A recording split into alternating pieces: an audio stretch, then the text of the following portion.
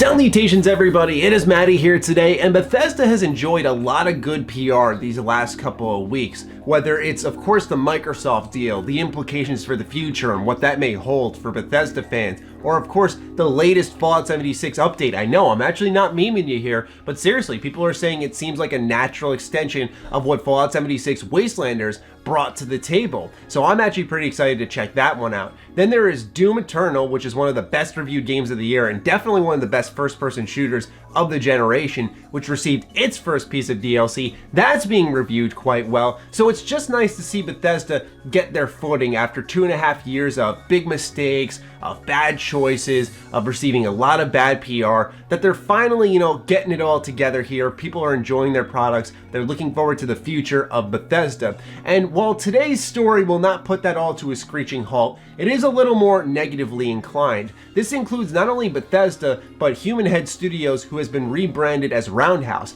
Now, a quick history lesson here before we get into the full story. Human Head Studios was working on the original Prey 2. This is one of my favorite E3 demos of all time. Fun fact story here, I was in this bed over here, I just got my appendix removed, so I'm just chilling there like, bruh, this hurts.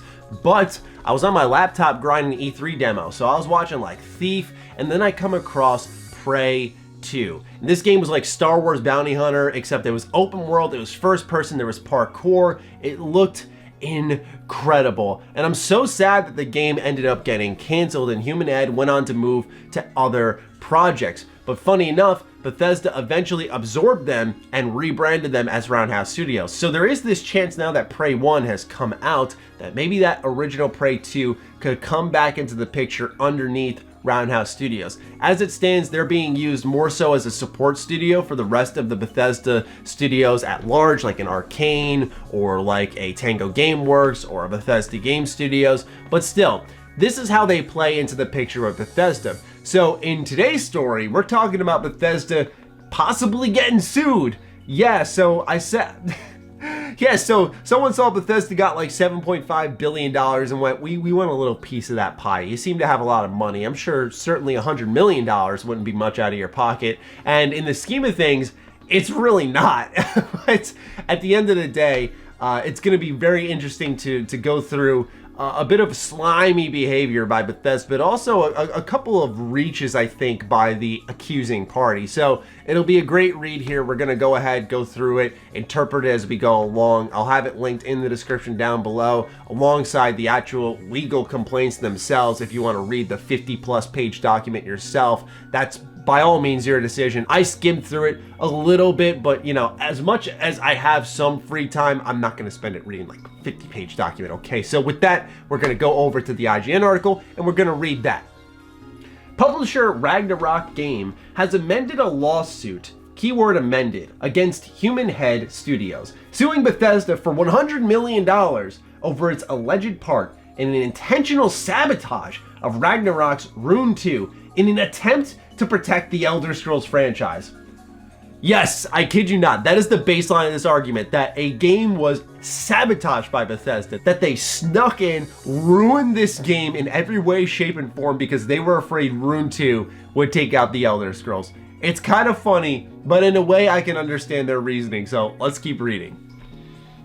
As reported by PC Gamer, the lawsuit was originally filed in December of 2019, so it's not fresh, but like I said, this is the amendment which now does bring in Bethesda.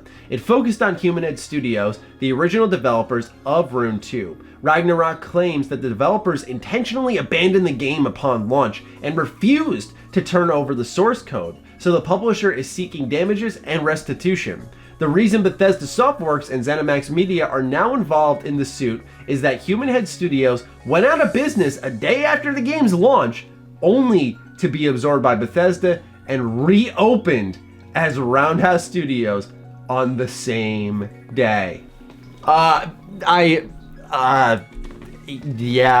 This just doesn't happen. If you guys want like a recent example, we'll take the Microsoft and Bethesda deal, okay? Like that began in 2018, and I know that was a substantially larger deal, but that began 2 years ago, and then it came together. You're trying to tell me that the same day this all happened? No, this was definitely, talks were engaged for a long while before anything happened between Human Head and Bethesda. Oh boy.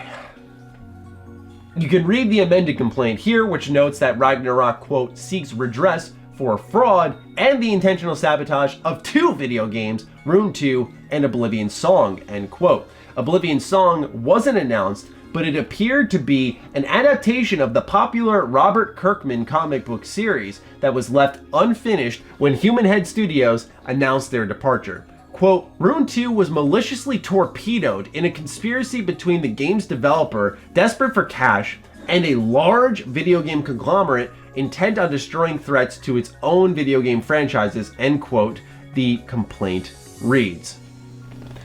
Now we're getting to the good stuff here. This is where we're going to start to learn the true image that Ragnarok game has when it comes to Bethesda, as they accuse them of literally stepping in and sending Rune II in a downward spiral in every way, shape, and form. Now, before we get to the next step, let's take a look at some of the reviews, very little amount of them that are out there for Rune II. I did my research, man. There are a couple of YouTube reviews, but on an official capacity, I couldn't find anything whatsoever from like an IGN, a GameSpot, Video Games 24/7, Kotaku. No one really reviewed this game because I don't think anyone really knew about it. It does have a Metascore, and that Metascore isn't pretty. It ranks in at a 47 from 9 critic reviews, whereas the user score is at a 5.0 based off 70 user ratings. Now, the game did release on the Epic Games Store at first. It is coming to Steam as the Rune II Decapitation Edition, and that's coming out in November of 2020. Still, when I looked around, ladies and gentlemen, Screen Rant gave it a 1.5 out of 5. I know they're not like a reputable games review site, but that was the only one I could find in official capacity. There was also Tech Raptor, who gave it a 4 out of 10. But like I said, overall, very few notable sites giving this game reviews because I don't think anyone really knew what it was. But here is where it gets both hilarious and very, very interesting. So we know Bethesda rebranded them, absorbed them on the same exact day, but here's where the true accusation comes into play.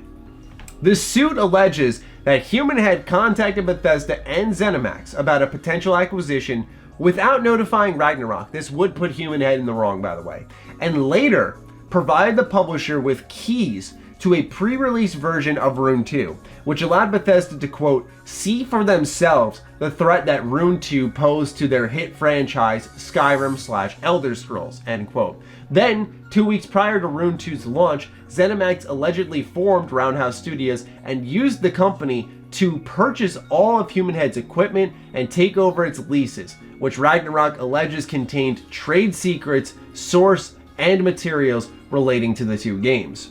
If I were a guess, if I were to wager a guess here, I would imagine that Bethesda wanted to see Rune II because they wanted to know what the company they may be absorbing is working on.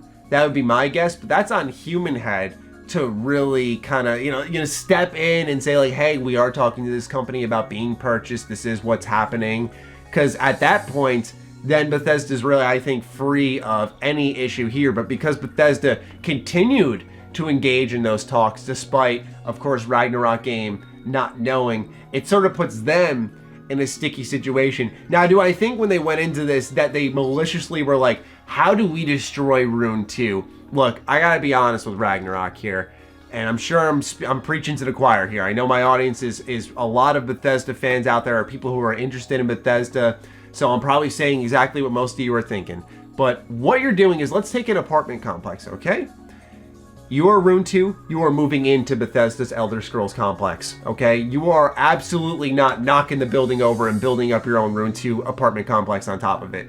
You, and pretty much any other franchise out there, is not a threat to Elder Scrolls. Elder Scrolls is a popular brand for a reason. Skyrim is still one of the most relevant games to this day. It's one of the most played games on Steam every single day, and it's a single-player open-world RPG. Its modding community has really kept it afloat, and no one, and I mean no one, can really compete with a community quite like that. Elder Scrolls 6 has already a ton of hype behind it, despite us knowing literally nothing about the game outside of some slight tech details, very, very slight.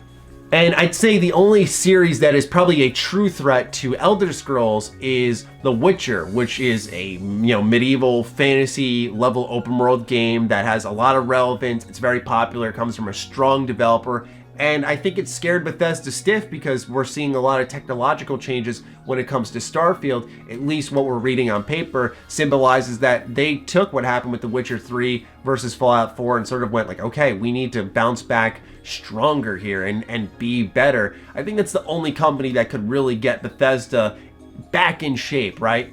But with Rune 2, like, I'm just speaking for myself here, but like, I never heard of this game until I read this. And so that's pretty presumptuous to just come out and say like, yeah, we were kind of confident we were going to knock Elder Scrolls off the map, and Bethesda got scared, they bought out our company, and then after they bought them out, they torpedoed the game's launch. Like, what?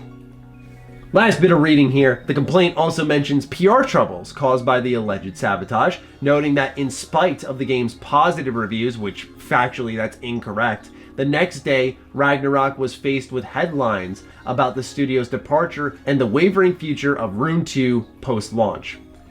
So I showed you guys, I explained to you all out there that Rune II did not receive really the most positive reviews. It was a middling game. It was mediocre, didn't really land apparently. I can't speak from my own experience because I never played the game. But yeah, it's not like Bethesda really, sucked the air out of the room by acquiring them and taking away from your big day. The game seemingly didn't sell well, it didn't do well, it didn't perform well, it wasn't a great game. Like, that's it, it was treated as such. So for me personally, I'm not too surprised by this outcome here, that a lot of people weren't talking about it, more so about the future of this Bethesda acquisition, because Bethesda worked with them to make Prey 2, which was then canned, so is there a chance that comes back? To me, that's more exciting and doesn't really take away from what's going on with Rune 2. That's just my interpretation of the overall story here, though. Bethesda's found themselves in a bit of hot water here. Are they entirely in the wrong, though? I think to an extent, yes. If Bethesda actually went through with this deal, knowing that Ragnarok wasn't in the know with Human Head, then that does fall on Bethesda to some extent. But I think it's pretty heinous of Ragnarok to come out and accuse Bethesda, saying like, hey guys, you clearly did this to sink our game. I don't think Bethesda's intimidated by them, because they got Elder Scrolls Blade, they got Fallout Shelter, like they have passive cash coming in. They have just money that they can just go like this, sit here and just watch the dollar signs roll in, and that's it. That's all they've got to do, right? So like, quite honestly, I think that's a very big leap, but to be frustrated and maybe very annoyed to the point of some type of lawsuit that Bethesda was keeping this company in the dark, I do think that is fair. But that is just my interpretation. I'd love to hear yours in the comments down below. What do you make of this? Let me know what you're thinking in the comments down below. Other than that, follow me on Twitter, follow me on Instagram. Those links are in the description down below. Big thank you to all the patrons, all the members who support what I'm doing here. I appreciate each and every single one of you, and I'll talk with you soon. Stay sexy, stay active. I love you all. Peace.